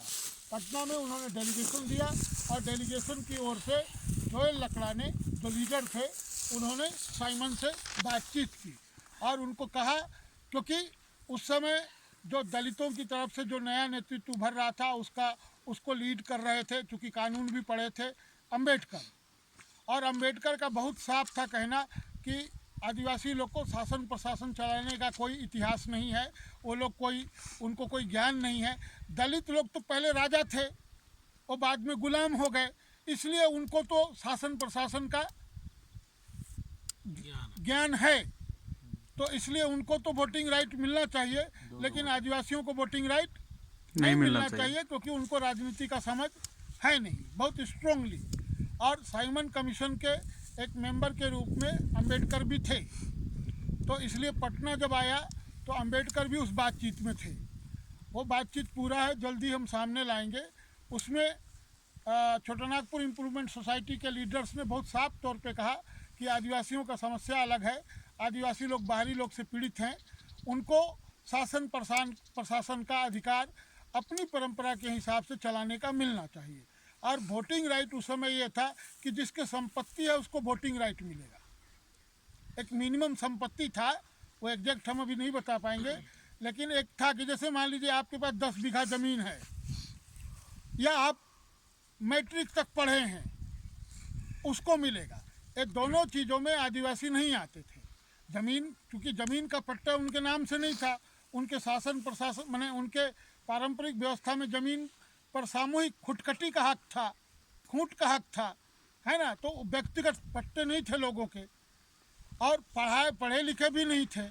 तो साइमन कमीशन के सामने ये रखा कि हर आदिवासी फैमिली में, वो चाहे उसका इनकम है चाहे नहीं है, वो इनकम टैक्स देता है चाहे नहीं देता है, ज़मीन का लगान देता है चाहे नहीं देता है, उसको वोटिंग राइट मिलना चाहिए। ये साइमन कमीशन के सामने पहली बार छोटानागपुर इम्प्रूवमेंट सोसाइटी की तरफ से रखा गया। उसके बाद फिर फ्रेंचाइजी कमेटी, ये कमेटियों में कमेटी करके 3-4 कमेटियाँ आई लगातार इंडिया एक्ट बनने तक, है ना। और इंडिया एक्ट के बाद में पहला इलेक्शन हुआ तो झारखंड को भी उस तरीके से रिप्रेजेंटेटिव मिला, एबोरिजिनल बोल के, आदिवासी बोल के उनका कोटा तय हुआ, ठीक है। इसलिए अगर 50 के बाद आप ये देखते हैं कि एसटी जो मिला है कॉन्स्टिट्यूशन में, वो 50 के कॉन्स्टिट्यूशन का देन नहीं है, ये इसके पहले जो आदिवासियों ने डिमांड रखा है अपने संघर्ष के जरिए, डेलीगेशन के जरिए, मेमोरेंडम के जरिए, वो उसके कारण मिला है। तो पहला चुनाव में यहाँ क्या हुआ, वो 37 या 39 में हुआ था। पहला चुनाव में क्या हुआ आदिवासी लोग का, खास करके संथाल परगना के एक्ट में, हाँ, और कुछ इधर मुंडा क्षेत्र में भी, कि अपना आदमी को चुन के भेजना है, तो वो लोग अपना परंपरागत चीफ का वोट डाल के आ गया। उनको उस समय तो क्या था, निशान नहीं था, लाल कागज पीला बक्सा होता था, लाल बक्सा, हरा बक्सा, पीला बक्सा।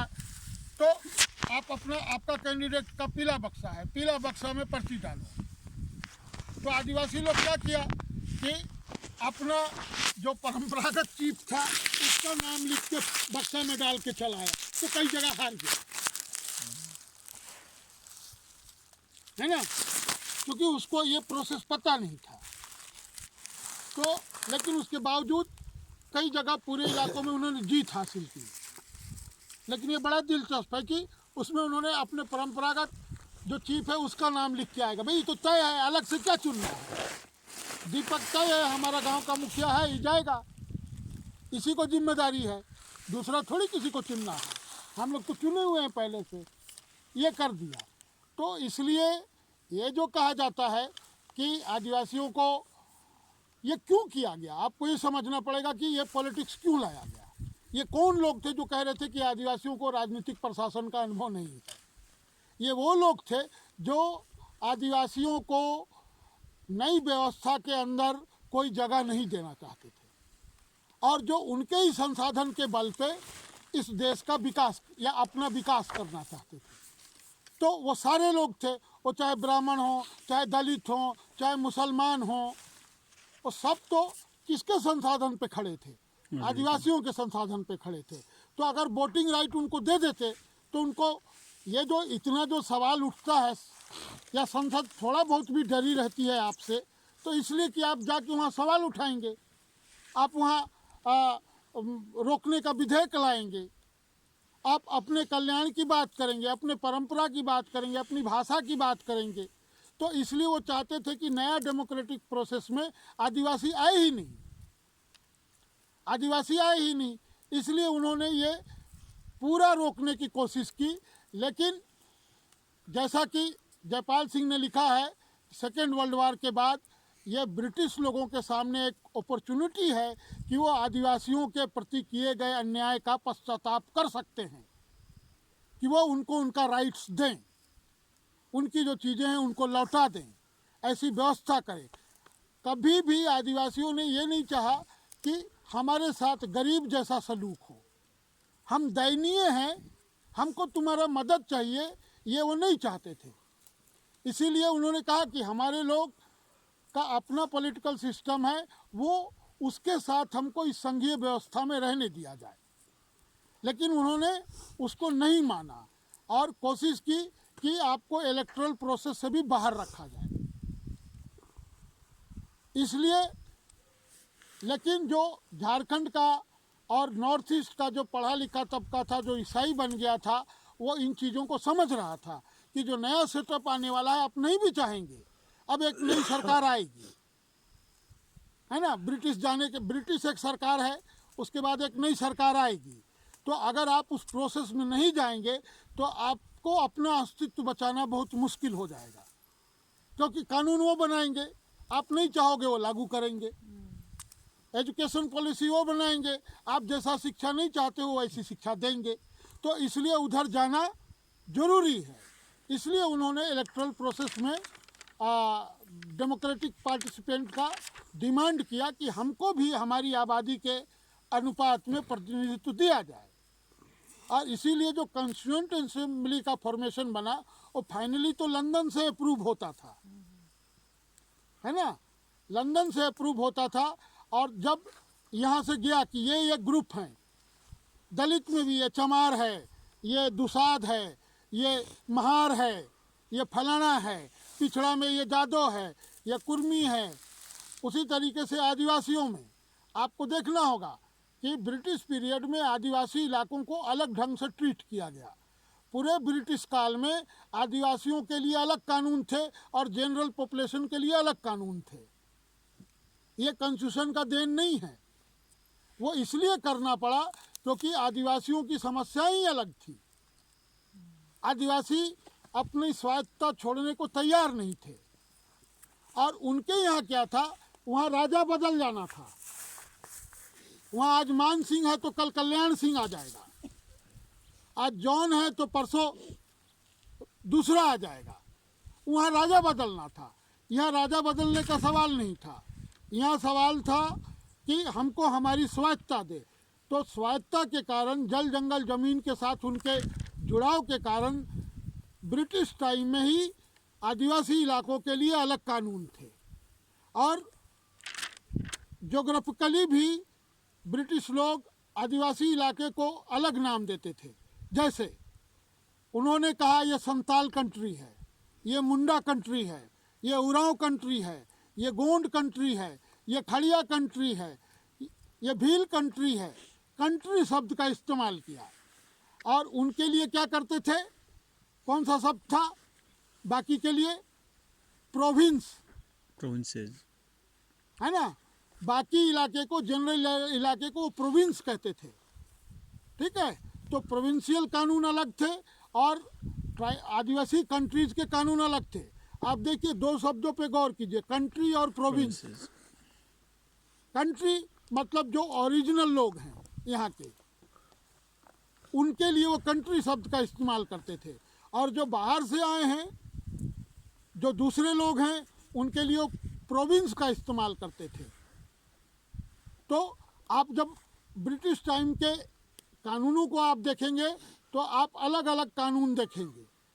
यहाँ के लिए बिल्कुल अलग कानून थे, उनके लिए अलग कानून था। झारखंड में जैसे देखिए, झारखंड के अंदर खुटकटी इलाके में लगान आदिवासियों को नहीं देना था, है ना। खुटकटी इलाके में आदिवासियों को लगान सरकार को नहीं देना था। लेकिन इसी झारखंड में जो गैर आदिवासी इलाके थे, आबादी थी सदानों की, नॉन ट्राइबल्स की, उनको लगान देने थे। बंदोबस्ती उन्हीं की ज़मीनों की हुई, लेकिन उसकी आड़ में उन्होंने बहुत सारी आदिवासी ज़मीनें भी बंदोबस्त कर दी ज़मींदारों के नाम, और ज़मींदार खड़े किए टैक्स वसूलने के लिए। तो हमको बहुत क्लियर समझना है कि ब्रिटिश एरा से लेके कॉन्स्टिट्यूशन बनने तक आदिवासियों के साथ शासन, बाहरी शासन प्रशासन का बर्ताव बिल्कुल अलग था। गैर आदिवासियों के साथ अलग था, आपके साथ अलग था। इसी कारण से आदिवासी इलाके को बैकवर्ड ट्रैक्ट कहा गया, आदिवासी ट्रैक्ट में एबोरिजिनल ट्रैक्ट कहा गया, हिल ट्रैक्ट कहा गया, ट्राइब ट्रैक्ट कहा गया उनके इलाके को। झारखंड का भी जो पुराना कॉलोनियल नेम क्या है, रामगढ़ छोटा नागपुर हिल ट्रैक्ट, ये नाम है। इस तरह का एग्जैक्टली मेरे याद नहीं है, लेकिन रामगढ़ हिल ट्रैक्ट था। छोटा नागपुर कमिश्नरी तो बहुत बाद में बना, कमिश्नरी का कॉन्सेप्ट ही बहुत बाद में आया। हिल ट्रैक्ट था और ये मिलिट्री शासन के अधीन था। लेकिन प्रोविंस जो है वो मिलिट्री शासन के अधीन नहीं था। जैसे नॉर्थ फ्रंटियर जो ट्रैक्ट था, जो अफगानिस्तान वाला जो इलाका है, सिंध अफगानिस्तान वाला, वो भी ट्राइबल ट्रैक्ट था। उनको भी कबीला ही मानते थे और वो कबीले ही थे। तो उसी तरीके से आप देखिएगा चितगोंग हिल ट्रैक्ट, वो आदिवासी इलाका है, तो ट्रैक्ट कहा गया। तो हमको ये बड़ा जैसे ये दिक्कत है कि हमारे लोगों ने हमारी चीज़ों को सामने नहीं लाया। अब देश में दलितों की, पिछड़ों की आबादी ज़्यादा है, उनके नेता अम्बेडकर हैं, तो ये इस्टेब्लिश करने का कोशिश किया गया कि संविधान में जो भी प्रावधान है वो बाबा साहब अम्बेडकर की देन है। हाँ, निश्चित तौर पे बाबा साहब अम्बेडकर दलित पिछड़ों के लिए जागरूक थे, खास करके दलितों के लिए जागरूक थे, उनके हितों के लिए वो जागरूक थे। वो चाहते थे कि जो ब्राह्मणिकल चंगुल है उससे दलित लोग बाहर निकले। इसके लिए हम जरूर बाबा साहब को याद करेंगे कि उन्होंने एक एंटी ब्राह्मणिकल अप्रोच के साथ एक पॉलिटिकल पावर की बात की, लेकिन वो सिर्फ दलितों के लिए है। आदिवासी चूँकि एंटी ब्राह्मणिकल लड़ाई में थे ही नहीं, वो तो सीधे सीधे ब्राह्मण का जो मालिक है सत्ता, स्टेट पावर, राज्य सत्ता, उसके साथ लड़ रहे थे। राज्य सत्ता को आप लड़िएगा तो ब्राह्मण तो उसके अधीन है, धर्म उसको बचाने के लिए है। और राजा खत्म होगा तो पंडित को पालेगा कौन? मरेगा ही मरेगा वो। सारे मंदिरों को राजा गांव देते थे, जमींदारी गांव देते थे कि इसकी आय से मंदिर का और मंदिर के पुजारियों का खर्चा चलेगा, और उसके चढ़ावे से, भोग से। तो ये समझना कि ब्राह्मणिकल सुपर है, ब्राह्मण के विचार से सब कुछ चलता है, ये भी हमको आदिवासी पर्सपेक्टिव से गलत लगता है। क्योंकि एक्सिक्यूटिव पावर तो हमेशा राजा होता है। जैसे इस मॉडर्न सेटअप में हम देखेंगे, प्रेसिडेंट है ब्राह्मण है, प्रधानमंत्री राजपूत है, कास्ट के हिसाब से। राज कौन करता है, कानून नियम कौन बनाता है? प्रधानमंत्री। हम जुलूस, धरना, मेमोरेंडम किसको देते हैं? गवर्नर को, प्रेसिडेंट को, या सीएम को और पीएम को? हम लोग प्राइम मिनिस्टर और सीएम को एड्रेस करते हैं, गवर्नर और राज्यपाल को नहीं मेरे राष्ट्रपति को नहीं करते हैं।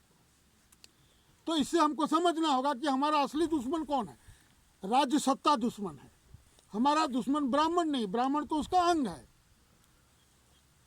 लेकिन दलित आइडियोलॉजी क्या कहता है? ब्राह्मण प्रमुख है, उसका दिमाग से राजा चलता है। ठीक है। अभी हमारे जैसे कानून मंत्री है, कानून मंत्री किसके कहे पे चलता है? कैबिनेट के कहे पे चलता है। कानून मंत्री अकेले तो कोई कानून नहीं बनाता है ना। तो राजाओं के टाइम में भी जो सभासद थे, दरबारी थे, दरबारी के आधार पे ना उनका प्रधानमंत्री या ब्राह्मण जो उनका सलाहकार था कुछ नियम बनाता होगा?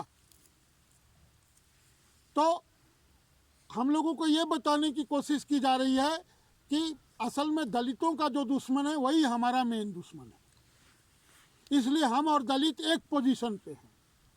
हम सबकी लड़ाई एंटी ब्राह्मणिकल है, एंटी स्टेट लड़ाई नहीं है। हमारी लड़ाई एंटी ब्राह्मणिकल है। लेकिन आदिवासियों का लड़ाई शुरू से ही व्यवस्था के खिलाफ है, मतलब स्टेट के खिलाफ है। जो एक स्टेट वो है और एक स्टेट हम हैं। हम पावरलेस स्टेट है, कम्युनिटी बेस्ड स्टेट है, वो व्यक्ति बेस्ड स्टेट है। ये फर्क है। तो दो स्टेट का लड़ाई है। उस स्टेट के अंदर संस्कृति है, भाषा है, धर्म है, रीति रिवाज है, खान पान है, वेशभूषा है, वो है। पॉलिटिक्स क्या है? इन सारी चीज़ों का सर्वोच्च जो नियामक सत्ता है वो है। जैसे हमारा गांव का एल्डर्स काउंसिल है, पढ़ा पंचायत है, मुंडामान की सिस्टम है, वो काउंसिल है हमारा। तो ये हम लोगों को अपने दिमाग से बहुत, हम अंबेडकर के विरोधी नहीं हैं। अंबेडकर ने अच्छा किया। कॉन्स्टिट्यूशन में जो भी प्रावधान है नागरिकों के लिए, कमज़ोर लोगों के लिए, हम उसके लिए उनको बहुत थैंक्स बोलते हैं, बहुत आभारी हैं कि भाई आपने कमज़ोर लोगों की बात रखी। लेकिन ये कहना कि आदिवासियों के लिए जो कुछ भी हुआ है वो कॉन्स्टिट्यूशन के तरफ से हुआ है, तो एक अर्थ में तो कॉन्स्टिट्यूशन ने हमारे बहुत सारे अधिकारों का हरण किया है और हमारे साथ वही दृष्टि रखी है, सेफ गार्ड है ना, बोलते सेफ गार्ड, बचाओ, दया, दया भाव है। हमने दया भाव नहीं मांगा। और जो भी 1935 एक्ट में आए, जो एक्सक्लूडेड एरिया और पार्सली एक्सक्लूडेड एरिया, वही 5th और 6th शेड्यूल है। 35 में जब वो इंडिया एक्ट बना था तो अंबेडकर का कोई कद नहीं था कि वह कोई इन्फ्लुएंस डाल सकते थे। तो पहले से जो ब्रिटिश टाइम में को ब्रिटिशों को जो लड़के हमने कहा कि हमारा ये अधिकार चाहिए, उसके लिए उन्होंने एक्ट बनाए। वही एक्ट सब संविधान में आए हैं। उसमें से बहुत सारे एक्ट्स के, जिसको कहते हैं ना, पर कतर दिए, पॉलिटिकल राइट्स छोटे कर दिए। लेकिन तब भी जो कुछ है वो हमारे लिए इस पोजीशन में काम का है। इसलिए हम ये नहीं कहते हैं, इस देश को बनाने में नेहरू का भी योगदान है, गांधी का भी योगदान है, अंबेडकर का भी योगदान है, लेकिन आदिवासी पर्सपेक्टिव में ये योगदान बहुत छोटा हो जाता है, वो माइनस हो जाता है। हमारे लिए कुछ नहीं, सारा योगदान हमको मेन स्ट्रीम में खींचने का है। मेन स्ट्रीम में खींचने का मतलब है आप अपना राइट छोड़ो और इधर आओ। इंडियन आइडेंटिटी क्या है? इंडियन आइडेंटिटी मतलब हिंदू आइडेंटिटी, आर्यन आइडेंटिटी। वो क्या ट्राइबल आइडेंटिटी है? दलितों को कोई दिक्कत नहीं है, उनको तो कुर्सी मिल जाए, वो तो कुछ भी टोपी पहनने को तैयार हैं। पर आदिवासी के पास तो अपना सब सेटअप है, भाषा है, संस्कृति है, धर्म है, कपड़ा है, खान पान है, सब कुछ है। वो कैसे छोड़ के जाएगा उधर? तो टकराव इन्हीं दो संस्कृतियों का है जो हमको पॉलिटिकल प्रोसेस में, डेमोक्रेटिक राइट्स में, ह्यूमन राइट्स में वो हमको दिखता है कि कहाँ कहाँ हम वायलेट हो रहे हैं, कहाँ कहाँ हमको सप्रेस्ड किया जा रहा है, दबाया जा रहा है, हमको कुचला जा रहा है। और जो तुम थोड़ा बहुत बोल भी रहे हो उसको तुम दे नहीं रहे हो। जैसे ट्राइबल सब प्लान का बात हुआ, वो पैसा आज तक 100% नहीं मिला, आज तक नहीं मिला। हर विभाग को, 32 विभाग जो हैं सरकार के, सबको मिलना है वो 8.6%, लेकिन नहीं मिला किसी को। कभी जो मिला वो कभी खर्च नहीं हुआ, और जो मिला उसको दूसरे काम में खर्च हुआ। आदिवासियों को मारने के लिए खर्च कर रहे हैं आप। एक्चुअली हम लोग को ये भी समझना पड़ेगा कि ये जो दो स्टेट का लड़ाई का केंद्र क्या है। हमारा पिछला 300 साल का आप देख लीजिए, तो ये हमारा लड़ाई के केंद्र में रिसोर्सेस है, जंगल, जमीन, नदी, पानी, ये जो उसको हम लोग बोलते हैं लैंड, टेरिटोरी एंड रिसोर्सेस, जमीन, इलाका और संसाधन। लेकिन अभी उसको क्या डाइवर्ट कर रहे हैं, नहीं आपके मूल लड़ाई धर्म का है ना, इसको समझना पड़ेगा। नहीं आप अपना सरनाई से में लड़ते रहो तो बहुत सारे लोग बोलते हैं आजकल जो लोग उस आइडियोलॉजी को सब्सक्राइब कर रहे हैं कि नहीं अरे हमारा तो धर्म ही सब कुछ है, हमारा तो सरनाई पहचान है, तो ज़मीन वहाँ से तो आपको डाइवर्ट करने के लिए जैसे दलित आदिवासी क्वेश्चन भी है उसी में कि इंटर डिफरेंट है। दलितों की लड़ाई क्या है, वो उनकी लड़ाई में नहीं, अरे हमको इंसान मान लो, तुम्हारे ही फ्रेमवर्क में तुम्हारे स्ट्रक्चर में हम रहना चाहते हैं। आदिवासियों का क्या है, नहीं हमारा जंगल जमीन हमारा सब कुछ अलग है तुमसे। तो बहुत सारे दलित लोग भी पूछते हैं, हम पिछले बार इवन जर्मनी में लोगों ने मुझे पूछा कॉन्फ्रेंस में कि आखिर दलित आदिवासी एक साथ क्यों नहीं आ सकते तब उसमें ये आपको देखना पड़ेगा कि जब दलित ऑर्गेनाइजेशन आज के समय में पूरे देश में आप देखिएगा तो वो टाटा से पैसा लेने के लिए उनको दिक्कत नहीं है। आदिवासी जो है कि टाटा के खिलाफ लड़ रहा है कि टाटा हमारा जमीन लूट रहा है, तो फिर ये दोनों कैसे आ सकते हैं भाई। इस बात को समझना पड़ेगा। उनके पास संसाधन नहीं है, उनके पास अपना कोई भाषा या उनका लैंग्वेज नहीं। हमारे पास इतने सारे भाषा हैं, जितना कम्युनिटी है, इतने सारे संस्कृति, डाइवर्स संस्कृति है। इसलिए ये दोनों जो है ना एक साथ ठीक है, राइट्स के बेसिस पे आना चाहिए, हम नहीं कह रहे कि नहीं आना चाहिए, लेकिन अगर उसको कहता मर्ज कर देंगे आप कि नहीं एक इस तरह से होना चाहिए, वो नहीं हो सकता। दोनों का अलग। और ये जो क्वेश्चन है ना कि आदिवासियों का कॉन्स्टिट्यूशन में क्या योगदान है या इस देश में क्या योगदान है, मूर्ख लोग ऐसा सवाल करते हैं। दुनिया को जो कुछ भी दिया है वो आदिवासियों ने दिया है। तुम आज जो चावल उगा रहे हो वो आदिवासियों का दिया है। तुम्हारी औरतें जो सिंदूर लगा रही हैं वो आदिवासियों का दिया हुआ है। तुम जिसको पवित्र नदी मानते हो गंगा, वो गंगा वड मुंडारी का है। आग दिया तुमको आदिवासियों ने, खेती दिया आदिवासियों ने तुमको, घर बना के रहना, गोत्र बांटने का विभाजन तुमको आदिवासियों ने दिया, लोहा दिया, सब कुछ दिया तुमको आदिवासियों ने। और कॉन्स्टिट्यूशन का तुम स्पेशली बात करेगा तो देख लो, वो कॉन्स्टिट्यूशन में जितना कुछ आदिवासियों के लिए वो आदिवासियों के कारण है। अब तुम चाहते हो कि वहाँ कोई एक आदमी पटेल जैसा, अंबेडकर जैसा दिखाई दे, तो नहीं दिखाई देगा, क्योंकि 600 से ज़्यादा, 650 से ज़्यादा आदिवासी ग्रुप ने लड़ाई की 300 साल। तो अब 350 नेता को तो तुम्हारा बाप भी नहीं याद रख सकेगा कितने चीफ लड़े, है ना। अब एक आदिवासी ग्रुप में कई क्लान, हर क्लान का चीफ लड़ रहा है, कितने नाम याद रखोगे। हम जब लिस्ट बनाने लगेंगे तो नाम पढ़ते पढ़ते थक जाओगे, बेहोश होके गिर जाओगे। इतने लोगों का कंट्रीब्यूशन है। और एक बड़ा चीज इंटरेस्टिंग होना चाहिए, ये समझना पड़ेगा हम लोगों को कि भारत का जब संविधान का हम बात करते हैं ना, कि इन्होंने संविधान दिया, लेकिन संविधान में कहीं भी आदिवासियों के कल्चर पर बातें नहीं हुई। जबकि जो अंग्रेजों ने कानून बनाया, जैसे विल्किंसन रूल्स या फिर CNT, SPT, इसमें सिर्फ जमीन का मसला नहीं है। उन्होंने आदिवासियों को पारंपरिक परंपरा और संस्कृति उसकी भी उसमें रक्षा करने की बात, तो इन्होंने उसमें कोई बात नहीं किया।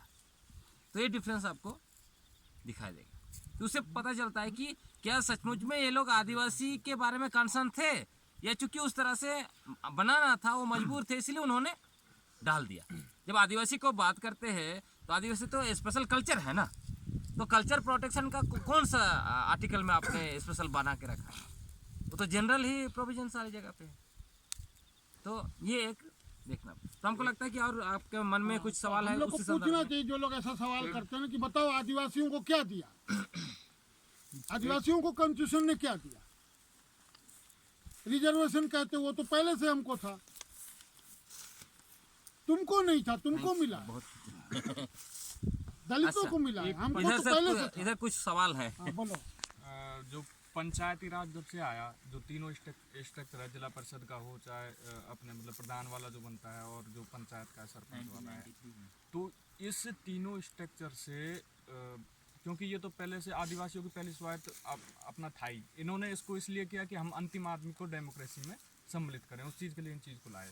तो इस चीज़ से मेरा मतलब पर्सनल मानना तो ये नुकसान हुआ है, लेकिन इसको कैसे देखें, ये चीज़ होनी चाहिए या नहीं होनी चाहिए, क्योंकि इससे काफ़ी नुकसान हुआ है। देखिए आदिवासी के संदर्भ में बोलेंगे कि ये तो 3 टायर सिस्टम का बात कर रहे हैं ना, 3 टायर सिस्टम, हमारे पास 5 टायर सिस्टम है। संतालों के बीच जाइए, है ना, 5 टायर। आप थोड़ा इसको एक्सप्लेन कर दें कैसे 5 टायर एक ट्रेडिशनल सिस्टम है। इतना तो मुझे याद नहीं है, लेकिन अच्छा, जैसे मोड़े माझी देश माझी सब है ना। परगना सबसे चीप है। परगना सबसे चीप है। तो गांव में ही, गांव से सिस्टम से ही शुरू होता है। गांव में जैसे नायके, जोगमजी, पुरानिक, फिर उसका तो 5 लोग करके गांव से ही शुरू होता है। वो फर्स्ट टायर है, फर्स्ट टायर है वो। गांव में कुछ करना है तो ये रहेंगे।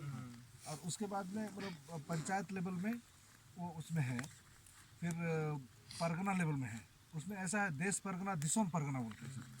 तो वो पूरा 5 टायर पहले से ही है। अब वो स्ट्रक्चर बना हुआ। वो काम कैसे करता है उसको समझिए। मान लीजिए गांव में कोई विवाद हुआ तो ये जो नीचे फर्स्ट टायर निर्णय लेगा। अब मसला आया कि 2 गांव का है, मान लीजिए एग्जाम्पल, जमीन का तो लड़ाई नहीं होगा, मान लीजिए लड़का लड़की का मान ला, एक गांव की इधर है, लड़का उस गांव का है।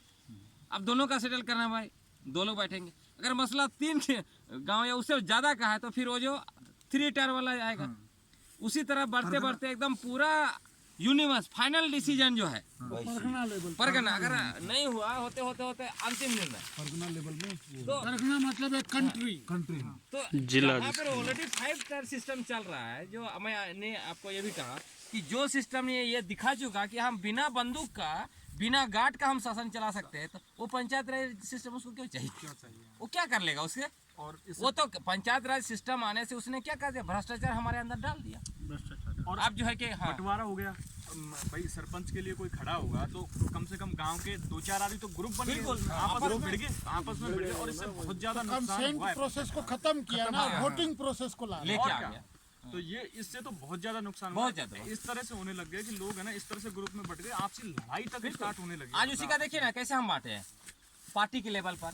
मैं वो पार्टी, ये पार्टी, वो पार्टी। जैसे बंगाल में चले जाइए, आपस में मार काट कर रहे हैं पार्टी के नाम पर। हाँ, वो वाला है, धर्म के नाम पर बांट गए, ग्रुप के नाम पर। तो हमको मल्टीपल तरीके से बांट दिया। तो पहले ग्राम सभा था, उसी का परिणाम था, आम सब लोग लड़ते सहमति और पॉलिटिकल टर्म में हमको समझने का सर कि आम सहमति का अर्थ क्या है और वोटिंग राइट क्या है। वोटिंग राइट है आप अपना ग्रुप बनाओ, वो कंसेंट मत बनाओ, सहमति मत बनाओ। वोटिंग राइट अपने लोग इकट्ठा करो, अपना ग्रुप बनाओ, है ना। और वो ग्रुप से आप, अब जब ग्रुप बनाने का मतलब है, ग्रुप आप पैसा से बनाओगे, खिला पिला के बनाओगे, हाँ, डरा धमका के बनाओगे, ठीक है। लेकिन आम सहमति तो वैचारिक स्तर पे चलेगा ना वो प्रोसेस।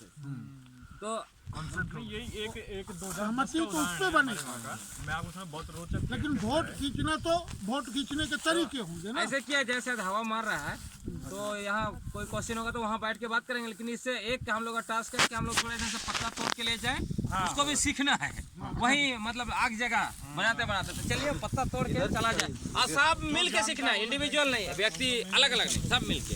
हाँ, क्या हो गया? फट्टा तोड़ के क्या अंत में होगा कि भाई हमने, अरे हम तो सीखे नहीं, थोड़ा सीख